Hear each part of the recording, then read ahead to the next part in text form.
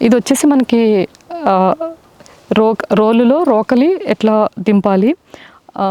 ఇంత క్లియర్గా చెప్పడానికి కారణం ఏంటంటే చాలా కాస్ట్ రేట్ ఎక్కువ అని ఫీల్ అవుతున్నారండి. దయచేసి ఒక్క ఆలోచన తగ్గించుకుంటే మీరు చాలా హెల్ప్ అవుతుంది. ఎద్దుగానుగలు పెట్టేవాళ్ళకి కానీ, ఇట్లా ఎద్దుని బ్రతికించడానికి కానీ, ఈ విధానాలు ముందుకు తీసుకెళ్ళడానికి భారతదేశంలో ప్రతి గ్రామంలో మళ్ళీ ఒక ఎద్దుగానుగా శివార్లలో పుట్టాలి. ఒకటి కాకపోతే 2. వాళ్ళకి వృత్తి దొరుకుతుంది. చాలామందికి పనులు లేక చాలా ఇబ్బంది పడుతున్నారు. విలేజెస్‌లో కనసనపల్లిలో సిట్యుయేషన్ చూస్తే నాకు అర్థమవుతుంది. మీకు అవన్నీ తర్వాత క్లియర్‌గా చెప్తాను. 50 కేజీలు ఉంటుందండి. ఎత్తుకోవడం కూడా కష్టమే.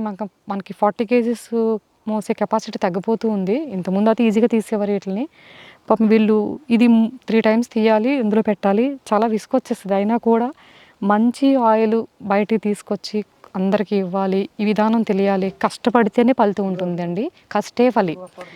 అది నూనె ఒకటి జారిపోతుంది చూడండి. పెడుతున్నారు. ఎంత బరువుంది చూడండి.